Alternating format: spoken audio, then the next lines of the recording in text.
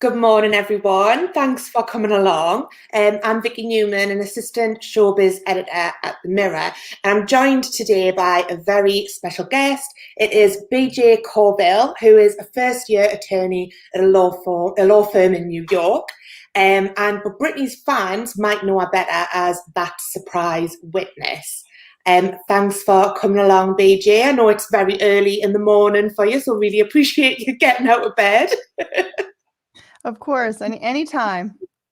Today we're going to be discussing Britney Spears' ongoing conservatorship battle and the Free Britney movement. And it comes obviously after a BBC documentary aired last night, The Battle for Britney, Fans, Cash and a Conservatorship. So BJ is here as an expert to tell us all about what a conservatorship is, what it means for Britney, and going forward, what are the chances of it coming to an end? So BJ, can you start off just for those of us who, don't know too much about conservatorships? Can you just explain exactly what it is and what it means for Britney? Yeah, absolutely. So I actually I'm not necessarily a conservatorship lawyer. I do, corporate law for my job, but I did learn a lot about conservatorships over the last few months, just, with my involvement in the Free Britney movement. And essentially what a conservatorship is let's just go with the state of California, since that's where Britney is conserved. You can conserve someone's estate or their person. In Britney's case, she has both. She has two conservatorships. And essentially, what a probate conservatorship is, which is the type that Britney has, is really, frankly, meant for people who have very advanced neurodevelopmental disorders or are otherwise unable to take care of themselves in any way. A probate conservatorship generally would be used for someone who's in a coma or someone who is, being, who's kind of on their way out of this life, unfortunately. And it is highly unusual for someone who is as young as Britney to be in a probate conservatorship, and in particular for reasons, as was pointed out on the documentary, that seem to be related to a dementia diagnosis. So this caused a lot of conversation because obviously this came out, like you say, in the documentary that aired in the UK last night. And people are just finding it really, really hard to believe that Britney has dementia. I also find it hard to believe. I mean, I'm not a doctor, but I did a few Google searches along the way, and it seems as though the youngest dementia patient that has been diagnosed is in their 30s. And Britney, of course, was 26 whenever she was put into the conservatorship. Interestingly, we have just found out lately that no medical capacity declaration has ever been filed in Britney Spears' conservatorship case, which means no doctor seems to have gone on record and actually said Britney does have dementia and Britney is unable to take care of herself and she needs help to make medical decisions. It seems as though no such document of the sort has ever been filed in Britney's case based on some recently developing notes on the court's website. But just to kind of close the loop on your earlier question. So what a conservatorship is it allows someone, often a family member, also, very often a professional conservator who does it for their job, to step into the shoes of the conservatee. In this case, that would be Britney, and to make certain decisions for them. So since Britney has a probate conservatorship of the person as well as her estate, there are certain decisions that her father, Jamie Spears, but also other co-conservators, there have been a few along the way, have been able to make for Britney. And she's not legally allowed to enter into any contracts, no contracts. She can't even have a phone bill. She's not allowed to, she gets a monthly or a weekly allowance from what I understand. So she doesn't have unfettered access to her own money that she has earned. And of course, as we know, she has paid multi-millions of dollars out on attorneys and legal costs and fees. And of course, she is paying for all of the attorneys in her case. So the estate of the conservatee will pay for the attorney that's representing her, but also she does pay the lawyers who are fighting to keep her into the conservatorship, she pays them as well. Mhm. So all of this is happening without Britney's legal consent, because of course she is unable to legally consent to contracts with anyone, including attorneys. So we've got a questions just come in, and obviously anyone watching, if you have any questions for BJ, just drop them in the comments. But Daniel's is saying it's interesting that Britney couldn't attend the zone due to a broken foot, but law papers made no mention of this, but instead claimed she refused to go. Surely a court could have overturned this. What do you make of that, BJ? So if I'm understanding the question correctly, this is in reference to a fan, pop-up museum that was centered around Britney and had a bunch of her costumes there, and was sort of a Britney Spears museum of sorts. At the time that it was opening, which I believe was last year or maybe about 16 months ago, the curators of this museum had kind of said Britney will be expected to come and make an appearance. She's on board. She's excited about this museum. And so when the time came for her to actually show up, at the time, it was said that she's, unable to go because she broke her foot. In the time since that happened, which has been several months, if not over a year, we have gotten court documents that say, in fact, Britney was offered $1 million to appear at the zone, and she refused. And so that goes along with the sort of indefinite work hiatus that we do know that Britney Spears is on. There's been, of course, another documentary before the BBC one that touched a little bit more on that, sort of Britney coming out to announce a tour or another residency, and she kind of just walked straight off the stage. So yeah, it was strange, wasn't it? Because everyone was sort of like media and fans had gathered there. Everyone was expecting her to at least say something. And yeah, like you say, she just kind of just walked straight down like the path. And it was like, well, are you not even going to say anything? But then obviously that got cancelled as well, didn't it? And she said it was because of her dad's health. Right, which is interesting to me for a lot of reasons. Primarily, isn't her dad the one who is supposed to be conserving and taking care of her? And so if she is well enough to have these concerns for her father and take care of him, seemingly, it is interesting to me that she's considered legally unable to take care of herself. I have a suspicion that it didn't probably have as much to do with her dad being sick as perhaps, Britney herself not actually wanting to participate in this particular residency for some reason. But I'm hoping I'm understanding the question correctly. I do think that probably this question is getting at the fact that we get kind of one reason for her canceling on the one hand, but then we get more information through court documents, which gratefully were publicly available in that particular instance. So I think that's probably what they're getting at. No, I think you're right. I think what he's kind of getting at is that, how much do we know? Like, what's sort of happening behind the scenes? And, at the end of the day, we probably don't know very much about this arrangement at all. I mean, and I said to you earlier, if it wasn't for Britney being under a conservatorship, I don't think I'd have even heard the word. I honestly had no idea what this was, and it's only when you sort of look into it, you really kind of it's confusing, really, isn't it, to try and get your head around what it means for a person, why someone would be under one. But yeah, we've got another question here from Lorraine, who's asking, is this conservatorship likely to be overturned and Britney get control of her own affairs again? Do you think that it could ever end? I think it could end. I would say that it is not likely that it's going to end. Indeed, most conservatorships are in place for the rest of the conservatee's life. Now, again, I mean, usually conservatees are much older than 26 years old. So it's pretty obvious that the person, perhaps if they have dementia and they're susceptible to undue influence, it's pretty obvious at that point they're not going to get better. And so for that reason, there isn't a lot of precedent on getting out of conservatorships.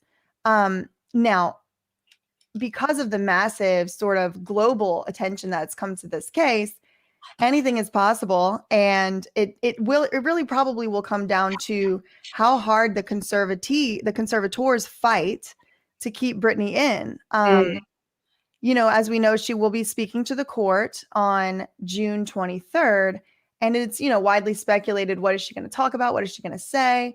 I do think it's pretty unlikely she'll ask for the conservatorship to end. She may ask for some type of a medical evaluation or something like that that could ultimately springboard her to making it end. But the problem with getting out of conservatorships is, you know, if she's unwell whenever she entered into the conservatorship and all of a sudden she's better, then it's very easy for the conservators to say, well, clearly she needs the conservatorship.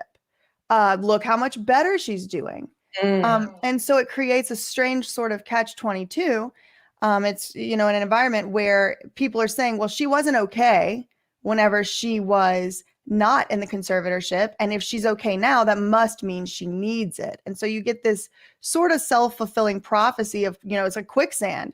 Once you're in, every person in the system is making money off of you. Yeah. Every lawyer, every expert, every doctor, every assistant, everybody is making money off of you. And frankly, the judges have an incentive to keep the conservatorship going as well, because nobody knew the name Judge Brenda Penny outside of this, but now she's almost a, you know, household name as it comes to Free Britney and the Britney Spears movement. So unfortunately, Lorraine, it is not likely that Britney is going to get out of the conservatorship absent some reform, legislative reform, or frankly, you know, us as members of the public saying this is unacceptable. And in particular, you know, United States, people, you know, in the United States saying, like, these are not the laws that we want in place. We don't want one doctor, one lawyer, and one judge to be able to take away your civil rights and liberties with no medical capacity evaluation, right? I mean, it's unclear what evidence the judge even did look at, if any. And, you know, we're going to have to reckon with that in our legal system. And probably that would be more likely to change laws to get her out of this than it will be to kind of work within the system as it exists today. Yeah. We've got a great question. Oh, what's happened to the sound? I can hear. Are you here? Yeah. Is that, no, that's bad. Sorry, I could hear an echo of myself. I don't know if anyone else could. I'm very sorry. Yeah, we've got a great question here from Emmeline, and I was going to talk to you about this.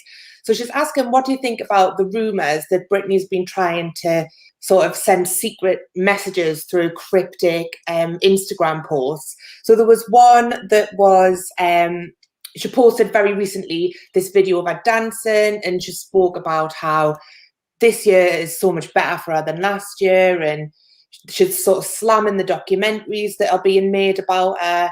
And some fans think that Britney didn't actually write this herself. There was another one where she was holding up a hat, and she was kind of pointing to the center of the hat, and somebody zoomed in and said that it said help. Obviously, we don't know if this is real, if this is right, but, you know, what do you make of these rumors?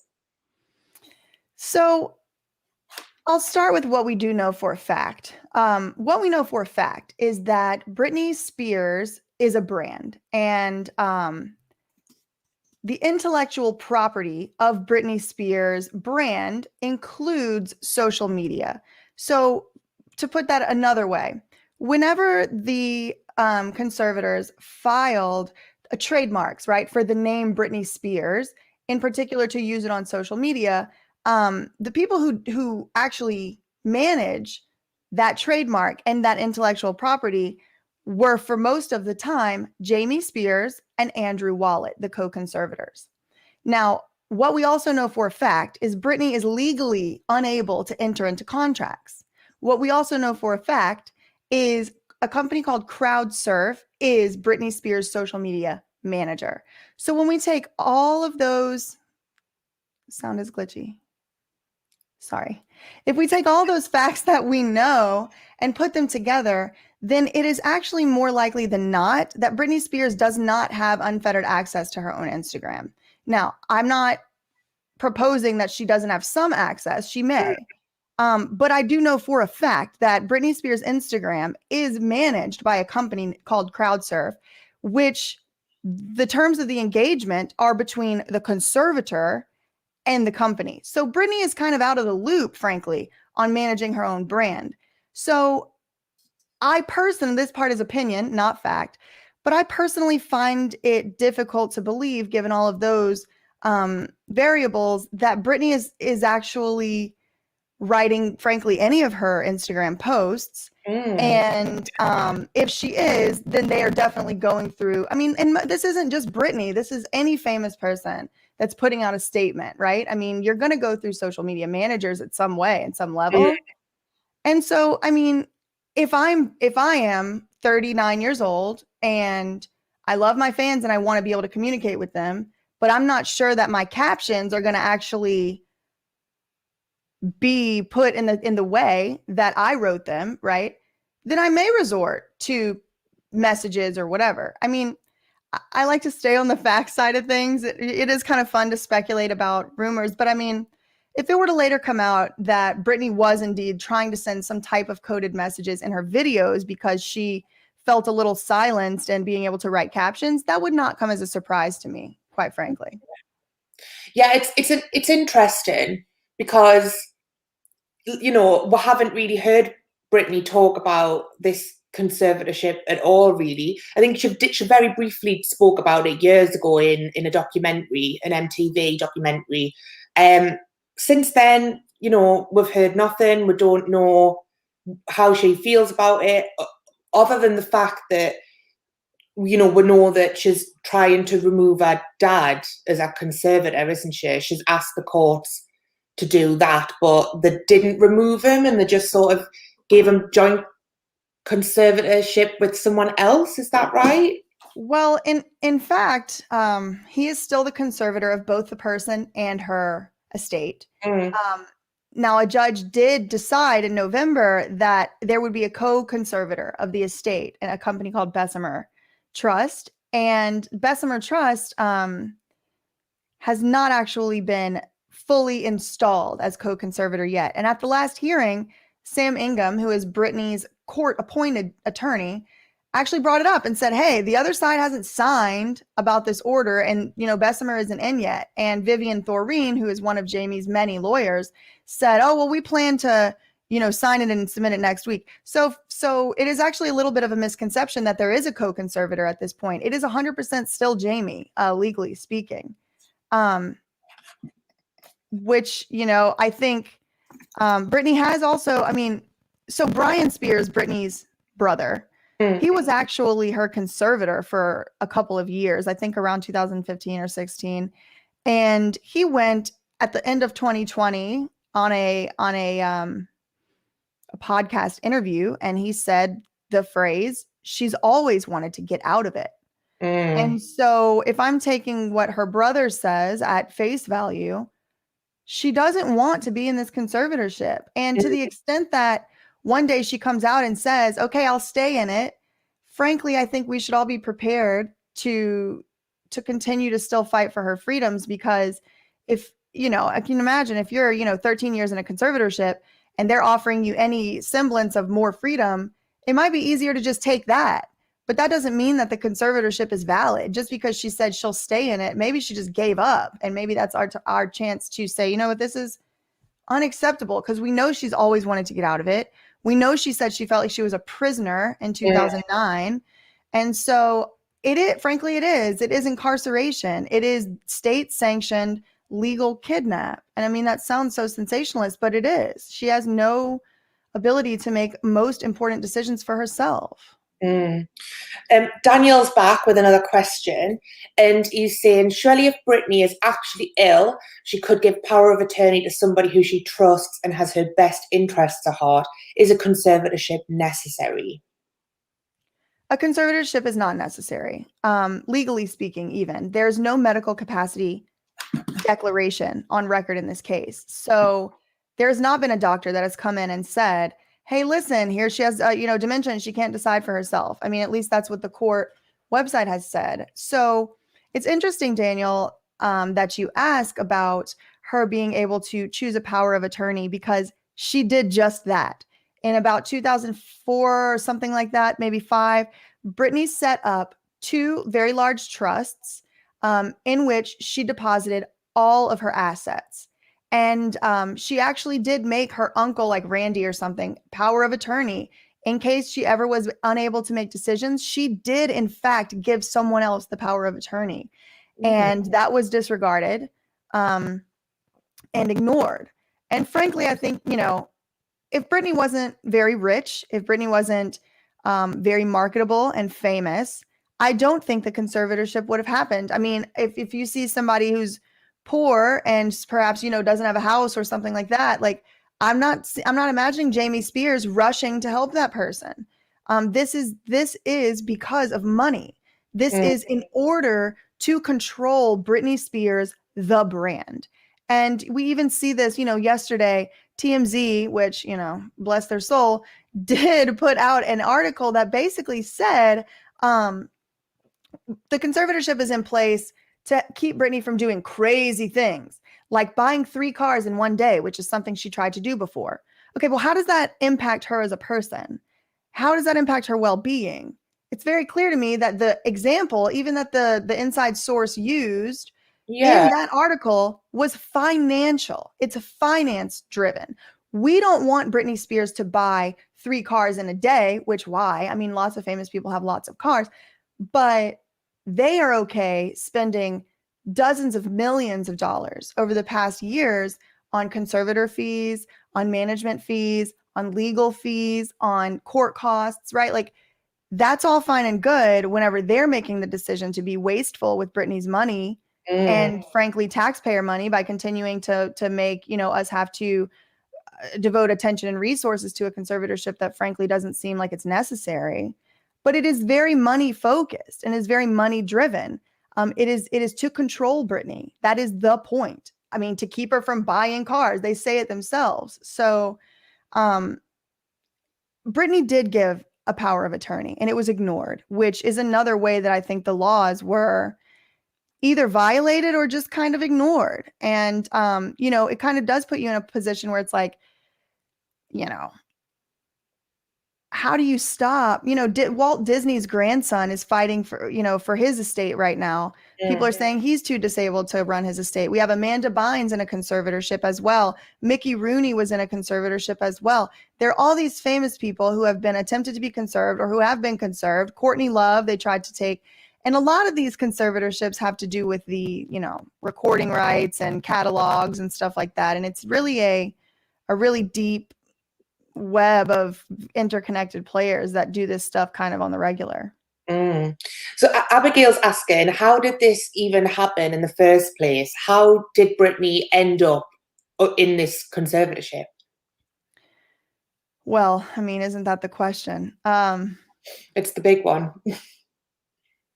I think, as I just mentioned, I think that there was the playing field existed for exploitation already. It was able to be exploited. And so I think probably what happened was the people around Britney, the managers, the record labels, everybody didn't particularly like that Britney was becoming a woman and was no longer a little Mickey Mouse Club girl. And maybe she was doing things that they thought were hurting her brand, like, saying things like, I don't want to perform anymore. I just want to have kids and be a mom, or, going barefoot through the gas station, or, shaving her head. And it's like that was considered to be, probably not great for her marketability. In the long term. And I think, Mariah Carey has said this as well. If you start in the industry very young, people get used to telling you what to do and controlling you, frankly, and what your decisions are. And that includes parents. I mean, a lot of parents, would also participate in trying to conserve their children. Lindsay Lohan's did, her mother did with the same business manager, Lou Taylor. Thankfully, Lindsay's dad said, no, you're not going to do that, which was the right move. But the way that this happened was the laws exist to be able to exploit.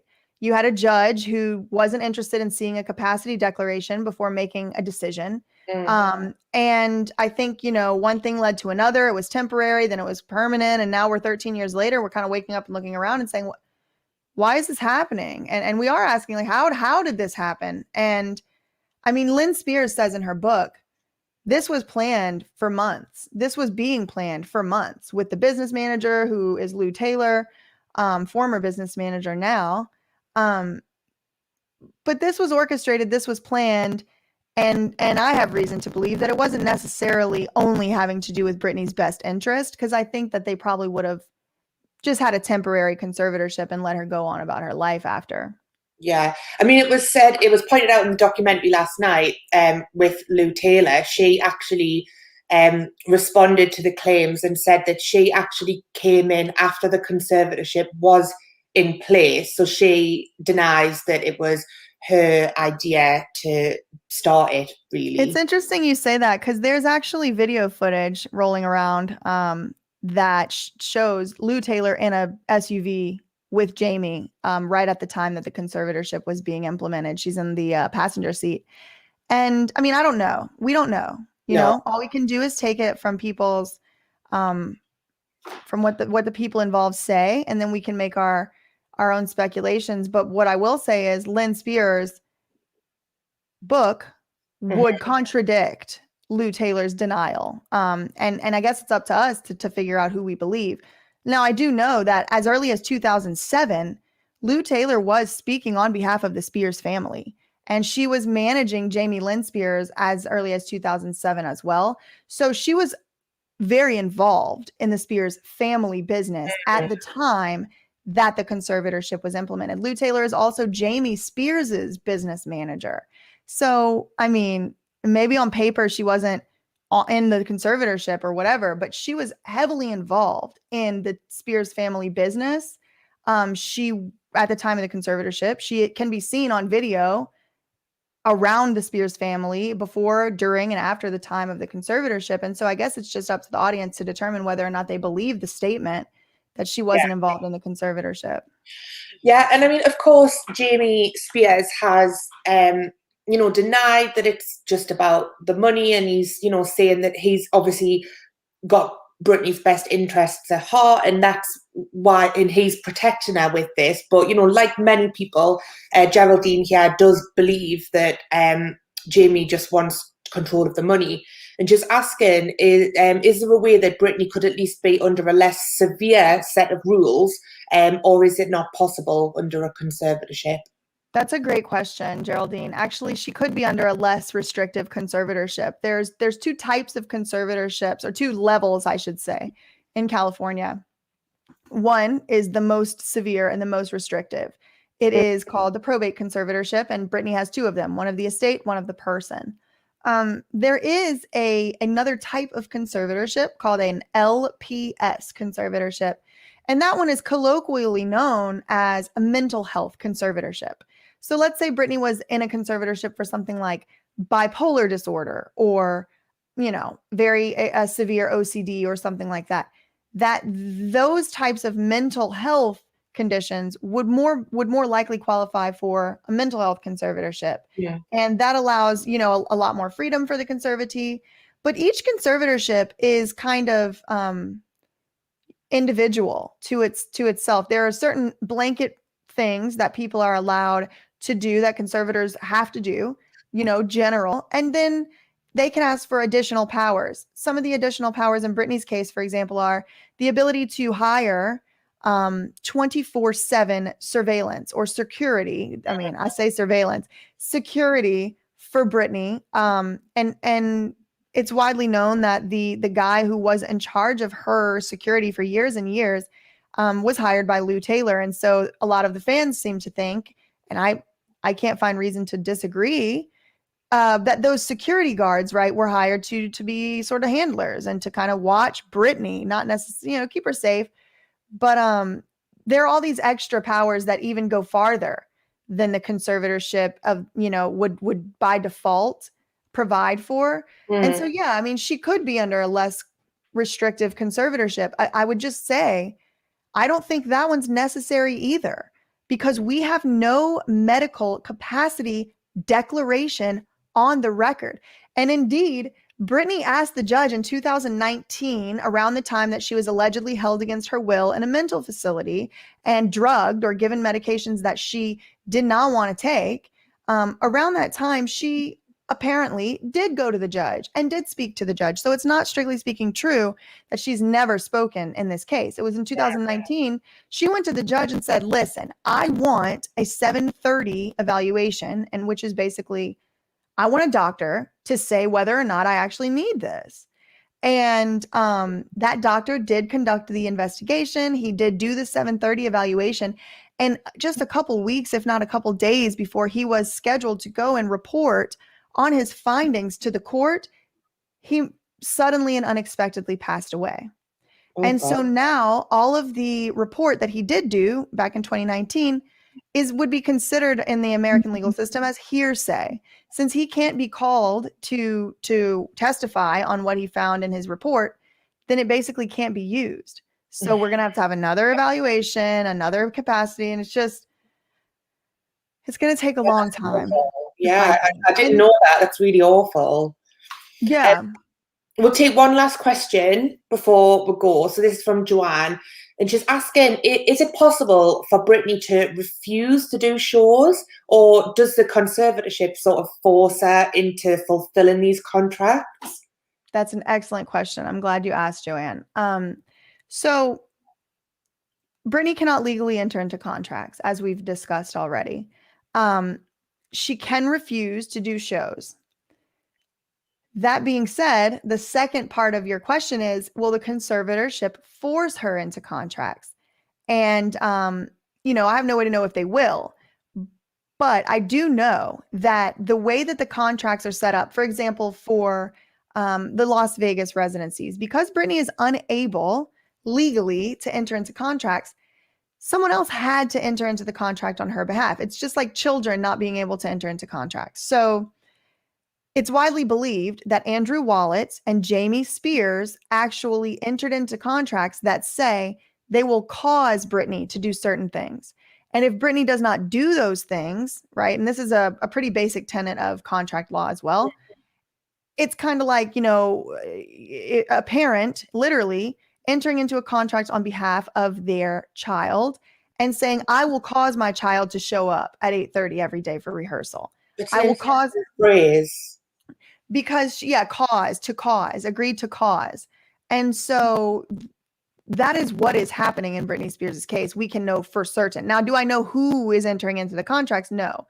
But the people who are in the best position to cause, aka force, Britney to do certain things are the people who have control of her custody, have control of her living situation, have control of her allowance, have control of her phone, social media access, living conditions, the food she eats. She is completely and totally at the mercy of people who have gone ahead and volunteered to cause her to do certain things. And it's the fans widely believe that Britney has been coerced into doing certain types of jobs and things with threats that she won't be able to see her children. And everyone knows how much Britney loves her kids. I mean, she's a great mom.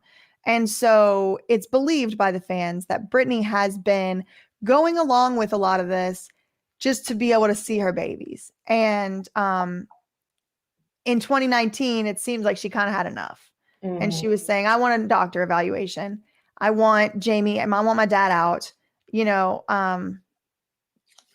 Legally speaking, Joanne, the conservatorship is not supposed to be able to force her to do anything.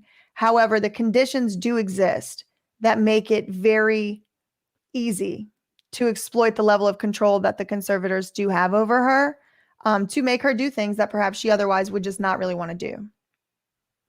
Yeah, well, I think, it's June 23rd is not too far away. I think it's going to be very interesting to see what happens and what Britney has to say. And I know you said, obviously, that, she has actually spoken about this before, but I feel like the world wasn't maybe watching as much then. Like, the world is really, really watching now. And it's just so interesting. It's really quite confusing to me to sort of try and understand what this means and why it is happening. but BJ, you've been brilliant. It's been very illuminating. I feel like I have learned so much. I hope everybody watching has as well. And just thank you so much for your time. And sorry again about the early morning start for you. I hope you can Anytime. get a little nap before work. Yeah, maybe I'll send a couple of emails now just so that everyone thinks I'm really on top of things. Just like people will think, God, she is really on the ball here. She's up so early, and then you just go back to sleep. And then I go back to sleep, have a nap. Exactly. Well, thank you so much for having me. You know, I'm really happy to share, you know, the knowledge that I've acquired. And I definitely think that the number one way that we can help Britney and other people you know, who aren't as famous, who are in the same exact circumstances, to kind of have these types of discussions. So I do appreciate, you know, you facilitating and hosting on the platform, and hopefully we can all move forward together and make sure that, you know, things are done in a more just and sort of humane way. Yeah, it's been a pleasure. And as Rosie says there, she's very excited to hear Britney talk next month in court, and we all are. We're all very excited to see what's going to happen. So maybe we can talk again after that and discuss what's happening. But happily, I would happily do that. And like Britney's court-appointed attorney has said many times, the world is watching. So absolutely. Yeah, well, BJ, take care and good night. Thank you very much for your time. Of and course. Thanks for watching, everyone. Thank you so much.